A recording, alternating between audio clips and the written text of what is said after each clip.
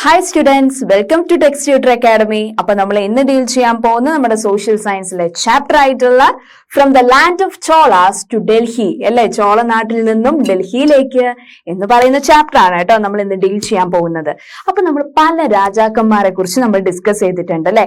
മുഗൾ രാജാക്കന്മാരെ കുറിച്ച് ഡിസ്കസ് ചെയ്തിട്ടുണ്ട്. അക്ബർ, ബീർബൽ, ജഹാംഗീർ എന്ന് പറയുന്ന എത്ര വിധത്തിലുള്ള രാജാക്കന്മാരെ കുറിച്ച് നമ്മൾ ഡിസ്കസ് ചെയ്തിട്ടുണ്ട്. അപ്പൊ നമ്മൾ ഇന്ന് ഡിസ്കസ് ചെയ്യാൻ പോകുന്നത് ഡൽഹി ഡൈനസ്റ്റിയിലുള്ള സുപ്രസിദ്ധ റൂളർ ആയിട്ടുള്ള ചോള രാജാവിനെ കുറിച്ചാണ് ഡിസ്കസ് ചെയ്യാൻ പോകുന്നത്. ഓക്കെ, അപ്പൊ നമുക്ക് ഓരോ സ്ലൈഡിലേക്ക് പോയാലോ. എന്നിട്ട് അവര് റൂൾ ചെയ്തപ്പോ എന്തൊക്കെ മാറ്റങ്ങളാണ് ഡൽഹിയിൽ വന്നതെന്ന് നമുക്ക് ഡീറ്റെയിൽ ആയിട്ട് ഡിസ്കസ് ചെയ്തു പോവാട്ടോ മക്കളെ. ഓക്കെ, അപ്പൊ ഫസ്റ്റ് സ്ലൈഡ് നോക്കിക്കേ. അന്നത്തെ ടൈമില് ഒരു മാനുസ്ക്രിപ്റ്റ് ഉണ്ടായിരുന്നു. ഇവരുടെ എല്ലാ അനൗൺസ്മെന്റ്സും എങ്ങനെയാണ് ഭരണം നടത്തിയിരുന്നത് അതിന്റെ സ്റ്റെപ്പ് ബൈ സ്റ്റെപ്പ് കാര്യങ്ങളൊക്കെ അവർ മാനുസ്ക്രിപ്റ്റ് ചെയ്യപ്പെട്ടിരുന്നു കേട്ടോ. അപ്പൊ അതെങ്ങനെയൊക്കെയാണ് നമുക്ക് നോക്കിയാലോ. നോക്കിക്കേ, revenue shall be paid in paddy, gold or cash. അപ്പോ ഈ അവിടെയുള്ള രാജാക്കന്മാരൊക്കെ അവരുടെ ജനങ്ങളിൽ നിന്ന് എങ്ങനെയൊക്കെയാണ് പൈസ എങ്ങനെയൊക്കെയാണ് റവന്യൂ സിസ്റ്റം നിലനിന്നിരുന്നത് എന്ന് വെച്ചാൽ പാവപ്പെട്ട ആളുകള് ടാക്സ് അടച്ചിരുന്നത് അവരുടെ കയ്യിലുള്ള എസ്പെഷ്യലി ഫാമേഴ്സ് അല്ലെ, അവരുടെ കയ്യിലുള്ള പാഡി, ഗോൾഡ്, അതുപോലെ തന്നെ ക്യാഷ് ഒക്കെ ഷെയർ ചെയ്തിട്ടാണ് അവരുടെ റവന്യൂ സിസ്റ്റം നല്ല രീതിയിൽ ഇൻക്രീസ് ചെയ്ത് വന്നത് ചോള ഡൈനസ്റ്റിന്റെ ടൈമില്. Okay, it is after measuring the land with the Marakal named after Adavalab, the Rajagesari, the Palayur village of Inkanadu in Tenkaduvai is also known as Arulmoyideva Valanadu. Okay, includes the Jaina temple, Jaina teachers, 12,530 column, 2 tuni, 1 karuni and 1 nai of paddy should be measured with the Marakal in the name of Rajakesari should be paid as revenue. ഇതൊരു south Indian ഇൻസ്ക്രിപ്ഷന്റെ ഒരു ഫോമാണ്. അന്നത്തെ കാലഘട്ടത്തെ എങ്ങനെയാണ് revenue system exist ചെയ്തിരുന്നത് എന്നുള്ളതിന്റെ ഒരു light system ആണ് ഇവിടെ കാണുന്നത്. ഓക്കെ, അപ്പൊ നമുക്ക് ചാപ്റ്ററിലേക്ക് പോയാലോ. ഓക്കെ, ഇപ്പൊ നോക്കാം നമുക്ക് അല്ലെ എങ്ങനെയാണ് ചോള ഡൈനസ്റ്റി രൂപീകരിക്കപ്പെട്ടത് എന്നുള്ളത്. ഓക്കെ, തഞ്ചാവൂരിലെ ബൃഹദീശ്വര ക്ഷേത്രത്തിന്റെ 2ാം നിലയിലെ തെക്കേ ഭിത്തിയിൽ കാണപ്പെട്ട രാജരാജ ചോളന്റെ ലിഖിതത്തിലെ ഏതാനും ഭാഗങ്ങളാണ് മുകളിൽ തന്നിട്ടുള്ളത് കേട്ടോ. ഇപ്പോ തഞ്ചാവൂരില് ഒരു ഫേമസ് ആയിട്ടുള്ള ഒരു അമ്പലം ഉണ്ട് കേട്ടോ. വലിയ മെജസ്റ്റിക് അമ്പലാണ്, ചോള രാജാവിന്റെ ടൈമിൽ വന്നിട്ടുള്ള അമ്പലമാണ് കേട്ടോ. അപ്പൊ ആ ഒരു അമ്പലത്തിലെ 2ാം നിലയില് ഈ രാജരാജ ചോള എഴുതിയിട്ടുള്ള ചില ലിഖിതങ്ങളുണ്ട്. അതിന്റെ ഭാഗങ്ങളാണ് നമ്മൾ നേരത്തെ കണ്ടത്. ഓക്കെ, ഇപ്പോ ഇതിൽ എന്തൊക്കെയാണ് പറയുന്നത് എന്ന് നമുക്ക് നോക്കിയാലോ. മെയിൻ ആയിട്ട് എന്തൊക്കെ പോയിന്റ്സ് ആണ് അവർ അനലൈസ് ചെയ്തതെന്ന് ചോള രാജാക്കന്മാര്.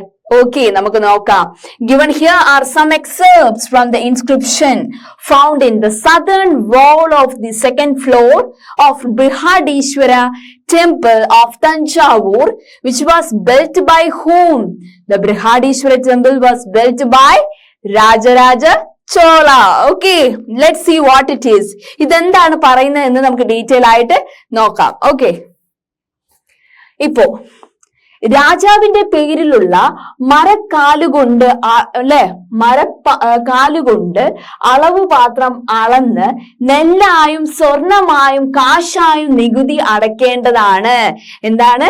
രാജാവിന്റെ പേരിലുള്ള ഈ മരക്കാലുകൊണ്ടുള്ള അളവ് പാത്രം ഇല്ലേ, അളന്നിട്ടാണ് അന്നത്തെ കാലഘട്ടത്തിൽ നെല്ലായും സ്വർണമായും കാശായിട്ടൊക്കെ ആളുകൾ ആ ഒരു ടൈമില് നികുതി അടച്ചിരുന്നത് എന്നാണ് പറയുന്നത്. Okay, the revenue should be paid അല്ലെ in paddy, gold or cash that is measured with the Marakal in the name of the king അല്ലെ. ആ ഒരു കാര്യമാണ് അന്നത്തെ കാലഘട്ടത്തിൽ റവന്യൂ എന്ന് പറയുന്നത് അവർ ടാക്സ് ഈടാക്കിയിരുന്നത്. എങ്ങനെയൊക്കെയാണ്? ഈ രാജാവിന്റെ ഒരു മരക്കാല് കൊണ്ടുള്ള, രാജാവിന്റെ പേരിലുള്ള ഒരു മരക്കാല് കൊണ്ടുള്ള ഒരു അളവ് പാത്രം അന്നത്തെ കാലഘട്ടത്തിൽ ഉണ്ടായിരുന്നു.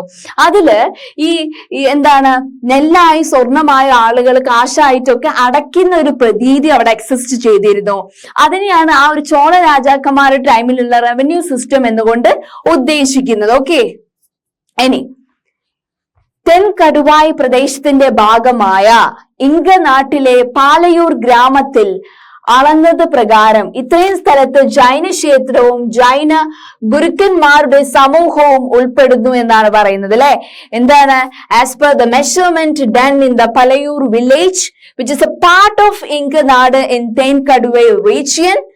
ദിസ് ലാൻഡ് ഇൻക്ലൂഡ്സ് ഒരു ജൈന ടെമ്പിൾ. ഈ ഒരു വില്ലേജിൽ എന്തൊക്കെ തരത്തിലുള്ള ഇൻസ്റ്റിറ്റ്യൂഷൻസ് ഉണ്ടായിരുന്നു? ഒരു ജൈന മതക്കാരെ ടെമ്പിൾ ഉണ്ടായിരുന്നു. And also a community of Jaina teachers will be there. Okay, പിന്നെയോ ഇനി നമ്മൾ ഡിസ്കസ് ചെയ്യാൻ പോകുന്നത് ചോള ഡൈനസ്റ്റി ആണ് അല്ലെ. ചോള രാജാക്കന്മാരുടെ വംശത്തെ കുറിച്ച് അല്ലെ. കലവും 2 തൂണിയും ഒരു കുറുണിയും ധാന്യം അളക്കാനുള്ള അളവിന്റെ പേരുകൾ. ഒരു നാഴിയും അളവിൽ നെല്ലാണ് ഇവിടെ നിന്ന് ലഭിക്കേണ്ടത്. ഓക്കെ, എന്താണ്? ഇറ്റ് ഈസ് എത്ര എമൗണ്ട് ഓഫ് കല ആണ്? അല്ലേ, ഇറ്റ് ഈസ് 12,530 കല ആണ് അല്ലെ. 12,000 ഇറ്റ് ഈസ് 530 കലവും 2 തൂണിയും ഒരു കുറുണിയും ധാന്യം അളക്കാനുള്ള അളവിന്റെ പേരുകൾ എത്രയാണ്? ഒരു നാഴിയും അളവിൽ നെല്ലാണ് ഇവിടെ നിന്നും ലഭിക്കേണ്ടത്, ഇത് അളക്കേണ്ടത്. ഓക്കെ, ഇറ്റ് ഈസ് രാജകേസരിയായ ആദവല്ലന്റെ രാജരാജ ചോളൻ പേരിൽ വിളിക്കപ്പെടുന്ന മരക്കാൽ കൊണ്ടാണ് ആ ഒരു ടൈമില് ഈ പാഡി ഒക്കെ കളക്ട് ചെയ്തിരുന്നത്. ഏത് ഇതിലാണെന്നാ പറയുന്നത്?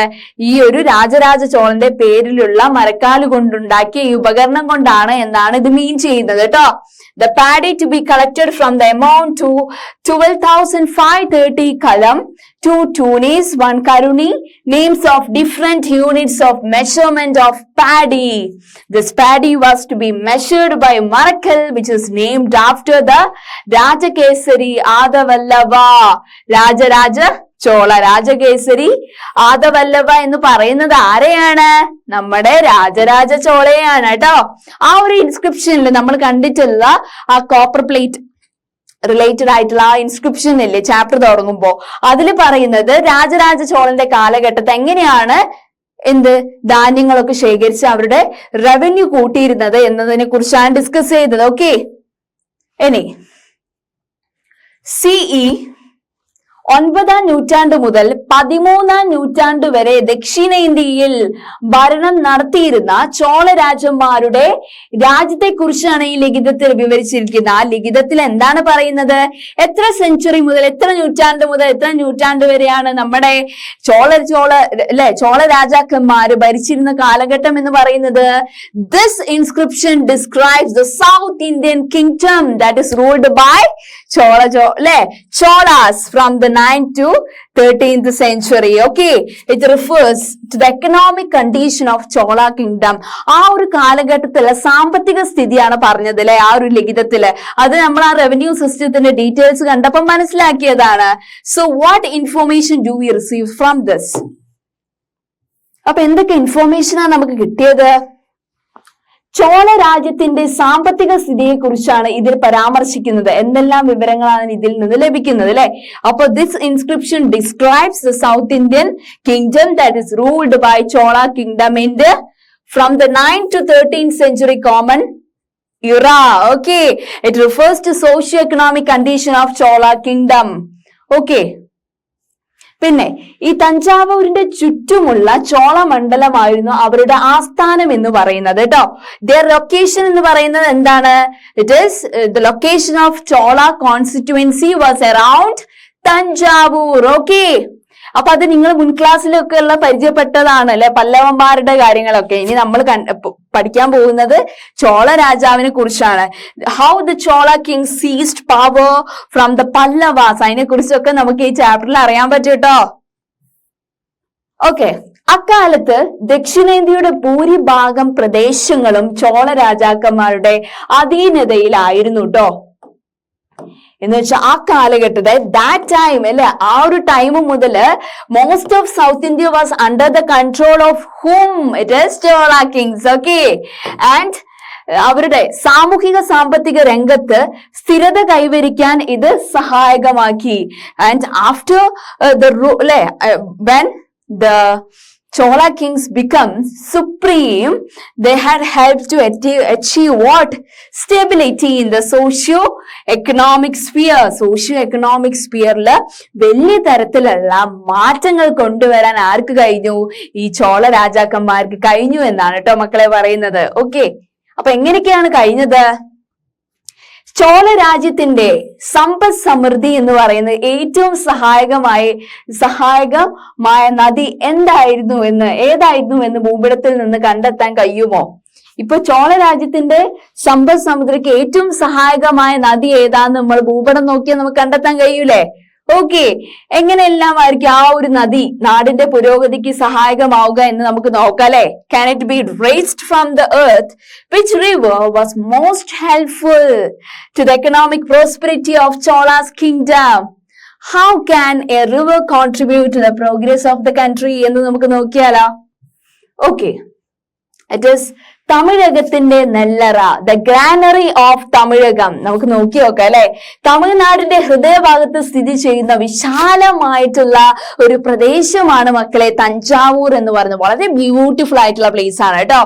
This Tanjavur is a vast area located in the heart of Tamil Nadu. Okay. പിന്നെ നദികളുടെയും കനാലുകളുടെയും സാന്നിധ്യം ഈ പ്രദേശം വളരെ വളരെ മനോഹരമാക്കി മാറ്റി എന്നാട്ടോ പറയുന്നത്.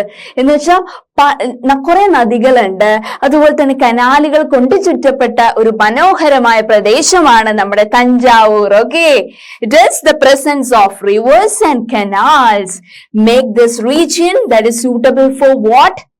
Which job? അഗ്രികൾച്ചർ. ഓക്കെ, അതുകൊണ്ട് തന്നെ ഈ ഒരു പ്രദേശം കൃഷിക്ക് അനുയോജ്യമായ സ്ഥലമാക്കിയിട്ട് മാറ്റി എന്നാണ് പറയുന്നത് ചോള രാജാക്കന്മാരുടെ ടൈമില്. ഓക്കെ, ഇതാണ് ചോള രാജാക്കന്മാരുടെ ഗ്രാനറി എന്ന് പറയുന്നത് കേട്ടോ. Granary of Chola kingdom. എവിടെയാണ് സ്ഥലം? It is Thanjavur. തഞ്ചാവൂരാണ് കേട്ടോ. Okay, next one. പിന്നെ എന്തൊക്കെ സാധനങ്ങളാണ്, എന്തൊക്കെ പ്രദേശങ്ങളാണ് തഞ്ചാവൂരിൽ ഉള്ളത്? നെൽപ്പാടങ്ങളും തെങ്ങ്, വാഴ, പ്ലാവ് എന്നിവയുടെ തോട്ടങ്ങളും ധാരാളമുള്ള ഒരു ഉറവിടമായിരുന്നു തമിഴ്നാടിന്റെ നെല്ലറ എന്നറിയപ്പെട്ടത് കേട്ടോ. നെല്ലറ എന്നറിയപ്പെടുന്ന നമ്മുടെ തഞ്ചാവൂർ എന്ന് പറയുന്ന സ്ഥലത്ത് it is rich with paddy fields and plantation of coconut trees and plantains, jackfruit. This area was once known as what? Which term? It is called as the granary of Tamilagam. Okay. And next slide. നിങ്ങൾ കണ്ടെത്തിയതുപോലെ കാവേരി നദിയുടെ താഴ്വാരത്താണ് ചോള രാജ്യം സ്ഥിതി ചെയ്തിരിക്കുന്നത്. അപ്പൊ നമ്മൾ കണ്ടെത്തി എന്താണ്?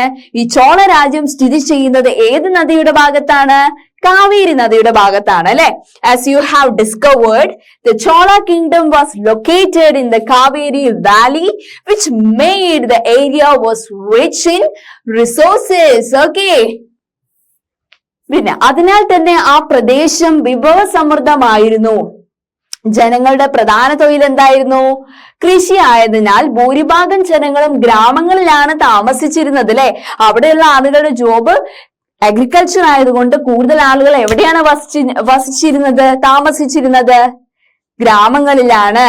That is, most of the people lived in villages and agriculture was their main occupation. Okay. പിന്നെ അവിടെ എന്തൊക്കെ ടൈപ്പ് കൃഷി രീതികളാണ് അവര് യൂസ് ചെയ്തിരുന്നത് തഞ്ചാവൂരില്?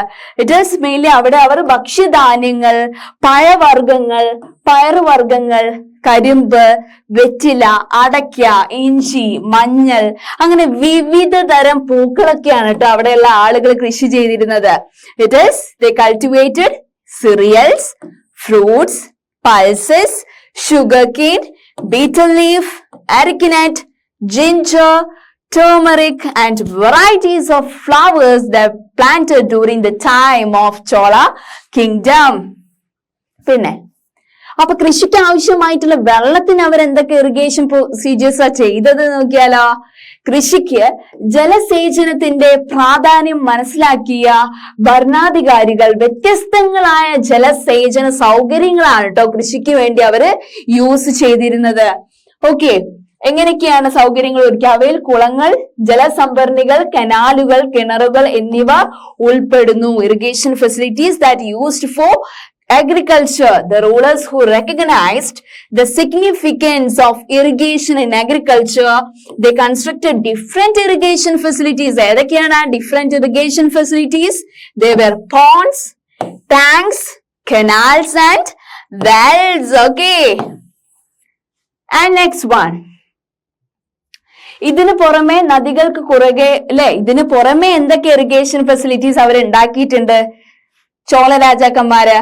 ഇറ്റ് ഈസ് തടയണ കെട്ടിയിട്ട് അവര് വെള്ളം തടഞ്ഞ ശേഷം ആ ജലസംഭരണിയിൽ നിന്ന് ചാലുകൾ കീറി രാജ്യത്തിന്റെ വിവിധ ഭാഗങ്ങളിലേക്ക് വെള്ളം എത്തിക്കുകയും ചെയ്യുന്നു അല്ലെ.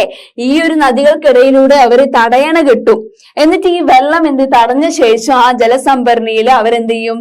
ചാലുകൾ കെട്ടി രാജ്യത്തിന്റെ വിവിധ ഭാഗങ്ങളിലേക്ക് വെള്ളം എത്തിച്ചുകൊണ്ടേയിരുന്നു അവരുടെ ആവശ്യങ്ങളൊക്കെ, ജനങ്ങളുടെ ആവശ്യങ്ങളൊക്കെ നിറവേറാൻ വേണ്ടിയിട്ട് കേട്ടോ.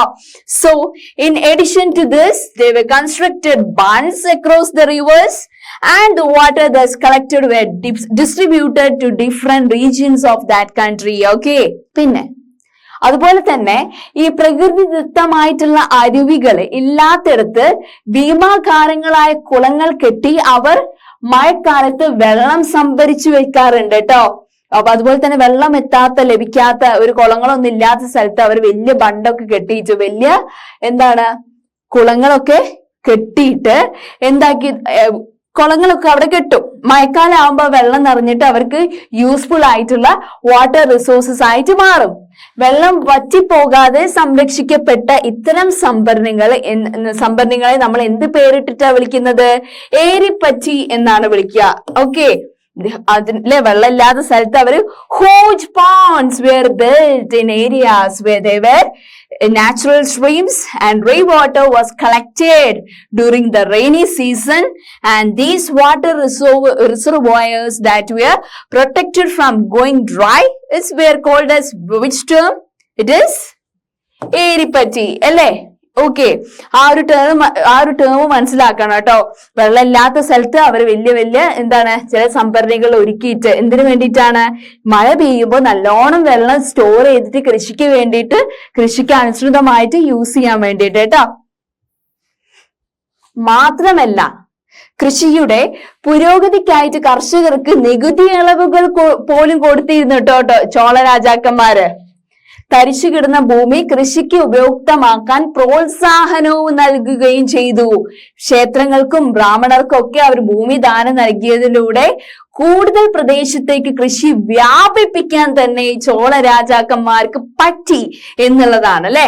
Apart from this cultivators were given അല്ലെ, കൃഷിക്കാർക്ക് ടാക്സ് കൺസെഷൻ കൊടുത്തു. And cultivators were given tax concession for the development of their agriculture. And they were encouraged to bring barren lands in order to cultivate crops, and also they donated their land to temples, and it became possible for them to expand agriculture in every places. Okay, എന്നാൽ ഇത്തരം ഭൂമികളിൽ കൃഷിപ്പണി ചെയ്ത് അടിമ സമാനമായ ജീവിതം നയിച്ച കർഷക തൊഴിലാളികളെ ആയിരുന്നു കാർഷിക പുരോഗതിയിലൂടെ കൈവരിക്കുന്ന മിച്ചോൽപാദനം വാണിജ്യത്തിന് വഴിതെളിക്കുമെന്ന് മുൻ ക്ലാസ്സിൽ നമ്മൾ ചർച്ച ചെയ്തല്ലോ. ഇങ്ങനെ അടിമപ്പണി ഈ ലേബേഴ്സ് ആണ് പിന്നെ ട്രേഡിംഗ് ഇതിലേക്ക് കൊണ്ടുവന്നത് അല്ലെ, ഇവര് കൊണ്ടുവന്ന അഗ്രികൾച്ചറൽ പ്രോഗ്രസ് കൊണ്ട് മാത്രമാണ് അവിടെ വാണിജ്യപരമായിട്ടുള്ള പ്രവർത്തനങ്ങൾ വരാനും കാരണം. എന്തുകൊണ്ടാണ്? ഈ കൃഷിക്കാര് കൾട്ടിവേറ്റ് ചെയ്യുന്ന ക്രോപ്സ് ഉണ്ടല്ലോ, ധാന്യങ്ങള്, ഇവരെന്ത് ചെയ്യും? മാർക്കറ്റിൽ കൊണ്ടുപോയി വിൽക്കും. അപ്പോഴാണ് ഇവർക്ക് എന്താണ് ഈ ഒരു ട്രേഡിനെ കുറിച്ച്, ഈ ട്രേഡിനെ വ്യാപിപ്പിക്കാം എന്നുള്ള ഒരു ഐഡിയ ഒക്കെ ഈ ചോള രാജാക്കന്മാർക്ക് വന്നിട്ടുള്ളത്. ഓക്കെ, അതാണ് however such lands were filled by agricultural laborers. അവരെ എന്തായിട്ട് കാണുന്നത്? സ്ലേവ്സ് ആയിട്ട് അല്ലെ. We have discussed that in the previous class. Surplus generation through agricultural progress that led to the development of trade അല്ലെ. ചോള രാജ്യത്തിലും ആഭ്യന്തര വാണിജ്യവും വിദൂര കടൽ വാണിജ്യവും വികാസം പ്രാപിച്ചിരുന്നതായി അക്കാലത്തെ ലിഖിതങ്ങൾ തെളിവ് നൽകുന്നു അല്ലെ. എന്തൊക്കെയാണ് ചോള രാജ്യത്തുള്ള ട്രേഡിംഗ് സിസ്റ്റം എന്ന് പറയുന്നത്? എന്തൊക്കെയായിരുന്നു? It is the inscription of Chola period prove that they were both internal and overseas trade were prevalent at the time of Chola dynasty. പിന്നെയോ പ്രാദേശിക കമ്പോളങ്ങളിൽ നിരവധി ഉൽപ്പന്നങ്ങൾ വിറ്റയച്ചിരുന്നു എന്നാണ് പറയുന്നത്. നെയ്ത്ത് ഒരു പ്രധാനമായ വ്യവസായമായിരുന്നു അവർക്ക്. പിന്നെയോ നെയ്ത്തുകാരുടെ സംഘങ്ങൾ അക്കാലത്ത് നിലനിന്നിരുന്നു എന്നും പറയുന്നു കേട്ടോ. എന്താണ്? several products were sold in the local markets and weaving was an important industry at that time. Okay, അപ്പൊ അത്തരം കാര്യങ്ങളാണ് മെയിൻ ആയിട്ട് പറയുന്നത്. എന്തൊക്കെ ടൈപ്പ് ഓഫ് ട്രേഡിംഗ് സിസ്റ്റം ആയിരുന്നു എന്നാ പറഞ്ഞത്? There is internal and overseas trade and several products were sold in the local markets and weaving was an important occupation. Okay, പിന്നെ അവര് പല രാജ്യങ്ങളിൽ നിന്ന് എക്സ്പോർട്ട് ചെയ്തിരുന്നു കേട്ടോ ട്രേഡിങ്ങിന് വേണ്ടിയിട്ട്. ബെറ്റർ ക്വാളിറ്റി ക്ലോത്ത്സ് ഒക്കെ ചോള രാജാക്കന്മാർ എക്സ്പോർട്ട് ചെയ്തിരുന്നു എന്നാണ് പറയുന്നത്. മെച്ചപ്പെട്ട തുണിത്തരങ്ങൾ ഉത്തരേന്ത്യയിലേക്കും മറ്റും കയറ്റുമതി ചെയ്തിരുന്നു, എക്സ്പോർട്ട് ചെയ്തു. കരിമ്പു ഒരു പ്രധാനപ്പെട്ട വാണിജ്യ ഉൽപ്പന്നമായിരുന്നു കേട്ടോ. ഉത്തരേന്ത്യയിലെ മെയിൻ അട്രാക്ഷൻ കരിമ്പായിരുന്നു. So guilds of weavers existed at that time and quality textile items were exported to North India. North ഇന്ത്യയിലേക്കൊക്കെ നമ്മള് ക്വാളിറ്റി ടെക്സ്റ്റൈൽ പ്രൊഡക്ട്സ് ഒക്കെ അല്ലേ എക്സ്പോർട്ട് ചെയ്തിരുന്നു കേട്ടോ, അവിടേക്ക് അയച്ചിരുന്നു. ഇപ്പൊ മെയിൻ ആയിട്ട് ഉള്ള നമ്മുടെ ഇവിടുന്ന് കൊണ്ടുപോകുന്ന ഒരു ട്രേഡിംഗ് പ്രൊഡക്റ്റ് എന്ന് പറയുന്നത് ഷുഗർ കെയിൻ ആയിരുന്നു കേട്ടോ. പിന്നെ കൃഷിക്ക് പുറമെ എന്തൊക്കെ പ്രവർത്തനങ്ങൾ അവിടെ നിലനിന്നിരുന്നു? എന്തൊക്കെ ജോബായിരുന്നു ആളുകൾ ചെയ്തിരുന്നത് മക്കളെ? ഇറ്റ് ഈസ് കൃഷിക്ക് പുറമെ ലോഹപ്പണിയും വികാസം പ്രാപിച്ചിരുന്നു എന്നാണ് പറയുന്നത്. ക്ഷേത്രങ്ങളിൽ കാണപ്പെട്ടിരുന്ന വിഗ്രഹങ്ങളും പാത്രങ്ങളും ഒക്കെ ഇതിന് തെളിവാണ് കേട്ടോ. അപ്പാർട്ട് ഫ്രം അഗ്രികൾച്ചർ എന്തൊക്കെ ജോബ്സ് ആണ് ചോള ഡൈനസ്റ്റിയിൽ ആളുകൾ ചെയ്തിരുന്നത്? It is mainly metal work was developed. The idols and vessels were found in the temples are evidence from it. Okay, അല്ലെ. ലോഹ നിർമ്മാണം അവിടെ വ്യാപകമായിരുന്നു നമ്മൾ പറഞ്ഞു അല്ലെ. അത് റിലേറ്റഡ് ആയിട്ട് എന്തൊക്കെയാണ് ഉണ്ടാക്കിയിരുന്നത് നമുക്ക് നോക്കിയാലോ. സ്വർണം, വെള്ളി എന്നിവ കൊണ്ടുള്ള ആഭരണ നിർമ്മാണം അല്ലെ. പിന്നെ ഇരുമ്പ് ഉപകരണങ്ങളുടെ നിർമ്മാണവും പുരോഗതി പ്രാപിച്ചിരുന്നു എന്നാണ് ആ ഒരു ടൈമിൽ. എന്താണ്?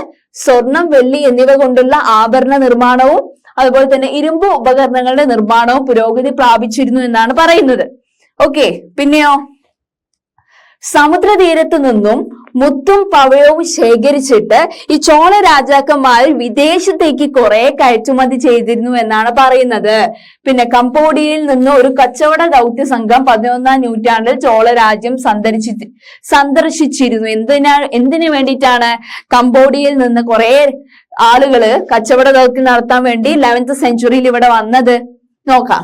The ornaments made of gold and silver had developed during the Chola dynasty and the manufacturing. ഇത് കൂടാതെ ഗോൾഡ് കൊണ്ടുള്ള ഓർണമെന്റ്സും സിൽവർ കൊണ്ടുള്ള ഓർണമെന്റ്സും കൂടാതെ അയൺ ടൂൾസും ഡെവലപ്പ് ചെയ്തിരുന്നു കേട്ടോ ഈ പീരീഡില്.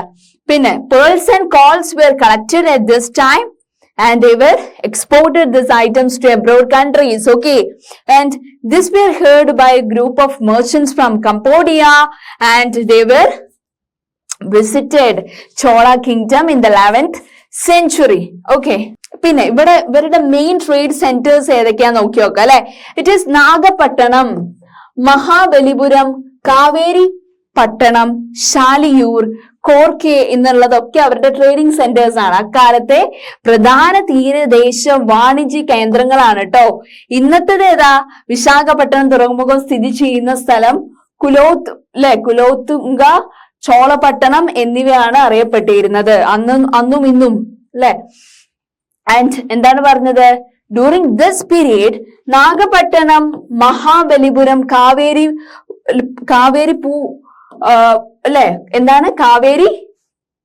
പൂംപട്ടണം അല്ലെ, ഷാലിയൂർ, കോർക്കയൊക്കെ അവരുടെ മേജർ കോസ്റ്റൽ ട്രേഡ് സെന്റേഴ്സ് ആണ് അല്ലെ. And the area where the present Visakhapatnam port ഒക്കെ ഫേമസ് ആയിട്ട് വാണിജ്യ പ്രവർത്തനങ്ങൾ, ട്രേഡിംഗ് ആക്ടിവിറ്റീസ് നടക്കുന്ന ഒരു പ്ലേസ് ആണ് കേട്ടോ. അതിന് എന്ത് പേരിലാ അറിയപ്പെടുന്നത്? ഇറ്റ് ഇസ് കുലോത്തുംഗ പട്ടണം എന്നാണ്, ചോളപട്ടണം എന്നാണ് കേട്ടോ അതറിയപ്പെടുന്നത്. കുലോത്തുംഗ ചോളപട്ടണം. വിശാഖപട്ടണം പോർട്ട് അറിയപ്പെടുന്നത് ഇറ്റ് ഇസ് കുലോത്തുംഗ ചോളപട്ടണം എന്നാണ്. ഓക്കെ, ഇനി എന്താണ് ആ ഒരു പ്ലേസിന് ആ ഒരു പേര് വരാൻ കാരണം? വിശാഖപട്ടണത്തിന് കുലോത്തുംഗ ചോളപട്ടണം എന്ന് വരാൻ കാരണം എന്താണെന്ന് നോക്കിയാലോ. ചോള രാജ്യത്തെ ഭരണാധികാരി ആയിരുന്നു ആര്? കുലോത്തുംഗ ചോളൻ. നഗർഥാർ, മണിഗ്രാമം തുടങ്ങിയ സമ്പദ് സമൃദ്ധമായ കച്ചവട സംഘങ്ങൾ ശക്തമായ വ്യാപാരം സാധ്യമാക്കി എന്നാണ് പറയുന്നത്. ഓക്കെ, എന്താണ്? കുലോത്തുംഗ ചോളയാണ് ഈ ഒരു ചോള രാജാക്കന്മാരുടെ കൂട്ടത്തിൽ വളരെ പവർഫുൾ ആയിട്ടുള്ള റൂളർ കേട്ടോ. The rich merchant guilds like Nagarthar and Manigramam made brisk trade possible. അവിടെ ബ്രിസ്ക് ട്രേഡ് കൊണ്ടുവന്നത് ആരൊക്കെയാണ്? റിച്ച് മെർച്ചന്റ്സ് ആയിട്ടുള്ള നാഗർത്താറും അതുപോലെ തന്നെ മണിഗ്രാമം എന്ന് പറയുന്ന ഗിൽസ് ആണ് കേട്ടോ ഇവിടെ ബ്രിസ്ക് ട്രേഡ് വ്യാപകമാക്കിയത്. ഓക്കെ, പിന്നെ ചോള രാജന്മാരുടെ തലസ്ഥാനം ഏതാണ്? ടീച്ചർ പറഞ്ഞതാണ്. ഏതാണ്? തഞ്ചാവൂരില് സ്ഥിതി ചെയ്യുന്ന ലോക പ്രശസ്തമായ ആ ക്ഷേത്രം ഏതാണെന്ന് അറിയാമോ മക്കൾക്ക്? അത് രാജരാജ ചോളന്റെ കാലത്ത്. ഏതാണ് ആ കാലം? 985 മുതൽ 1014 വരെയാണ് അല്ലെ. അപ്പോ അവിടെ നിർമ്മിക്കപ്പെട്ട ആ ക്ഷേത്രത്തിന്റെ പേരാണ് വളരെ കുപ്രസിദ്ധ ക്ഷേത്രമായിരുന്ന ബൃഹദീശ്വര ക്ഷേത്രം. ആ കാലഘട്ടത്തില് രാജരാജ ചോള നിർമ്മിക്കപ്പെട്ട അല്ലെ ക്ഷേത്രമാണ് കേട്ടോ. Do you know the world famous temple located at Thanjavur? It is the capital of Chola kingdom. It is ഏത് ടെമ്പിൾ ആണ്? It is the Brihadeeswara temple. ഏത് കാലഘട്ടത്തിലാണ് ബൃഹദീശ്വര ടെമ്പിൾ ബിൽറ്റ് ചെയ്തത്? വളരെ ഇമ്പോർട്ടന്റ് ആയിട്ടുള്ള ക്വസ്റ്റ്യൻ ആണ് കേട്ടോ എക്സാമിന്. ഏത് കാലഘട്ടമാണ്?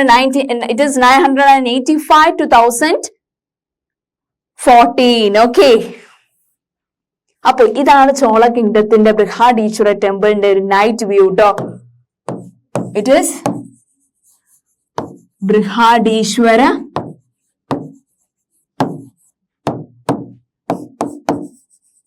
ടെമ്പിളിന്റെ നൈറ്റ് വ്യൂ ആണ്. ഓക്കെ, നല്ല അട്രാക്റ്റീവ് ആണ് അല്ലെ കാണാൻ തന്നെ. അദ്ദേഹത്തിന്റെ പിൻഗാമിയാണ് ആര്? രാജേന്ദ്ര ചോളൻ ഒന്നാമന്റെ കാലത്ത് ഗംഗൈ കൊണ്ട് ചോളപുരത്തെ ക്ഷേത്രം നിർമ്മിക്കപ്പെട്ടത്. ഓക്കെ, പിന്നെ വരുന്നത് രാജേന്ദ്ര ചോളനാണ് കേട്ടോ. അദ്ദേഹത്തിന് കൊലുത്തുംഗ ചോള രാജാവിന്റെ ടൈം കഴിഞ്ഞിട്ട് വന്നത് രാജേന്ദ്ര ചോളൻ എന്ന് പറയുന്ന രാജാവാണ്. This temple of Gangaikonda Cholapuram was built during the reign of successor. പിന്നെയും വളരെ ഫേമസ് ആയിട്ടുള്ള ഒരു ബൃഹദീശ്വര ടെമ്പിൾ ഇല്ലേ, അതിന്റെ പേരാണ് ഗംഗൈകൊണ്ട ചോളപുരം. ഈ ഒരു ടെമ്പിള് വന്നത് എപ്പോഴാണ്? ഈ ഗംഗൈകൊണ്ട ചോളപുരം എന്ന് പറയുന്ന വേറൊരു ടെമ്പിൾ ഉണ്ട്. ബൃഹദീശ്വര ടെമ്പിൾ അല്ല, വേറൊരു ടെമ്പിള് നിർമ്മിക്കപ്പെട്ടിരുന്നു.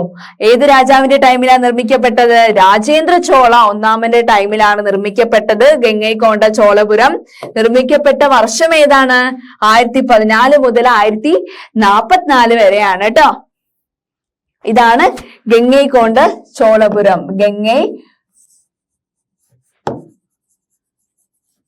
കൊണ്ട ചോളപുരം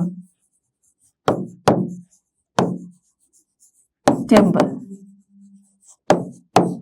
രാജേന്ദ്ര ചോളന്റെ ടൈമിലാണ് നിർമ്മിക്കപ്പെട്ടത് കേട്ടോ. രാജേന്ദ്ര ചോള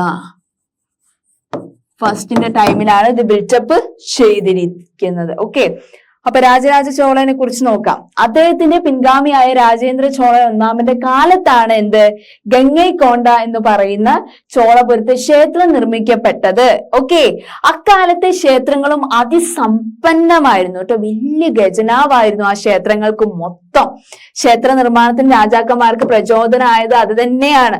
കൂടുതൽ സമ്പാദിക്കാമല്ലോ എന്നുള്ളതായിരുന്നു അവരുടേത്. This temple of Gangaikonda Cholapuram was built during the reign of his successor Rajendra Chola first. So this temple of that period was very rich. വളരെ അതിസമ്പന്ന കേട്ടോ. The rich extinguishers inspired the kings to build temples. Okay.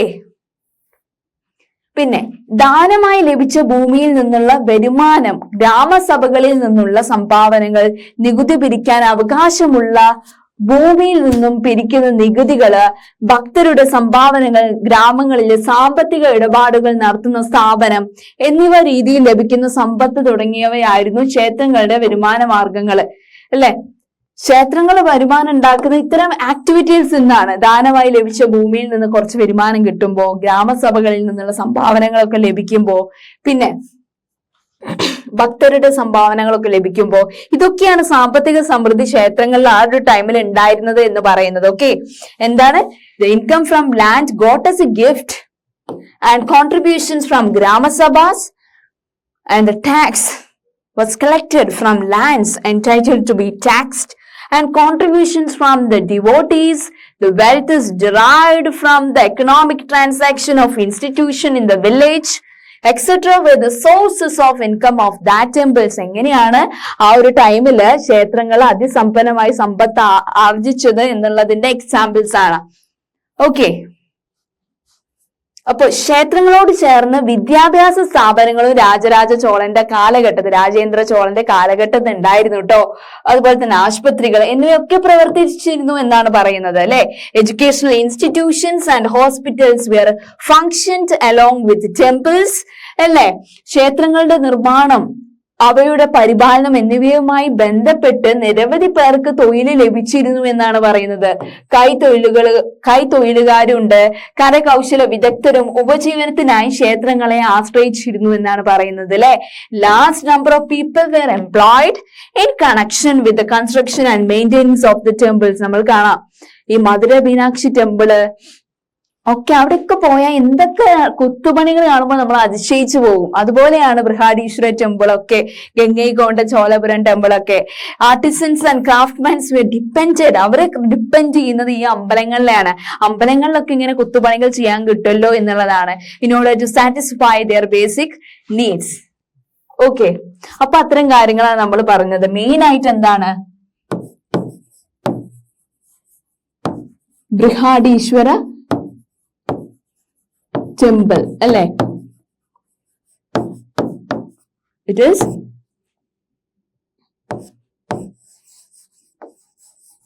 Chola ഡൈനസ്റ്റിന്റെ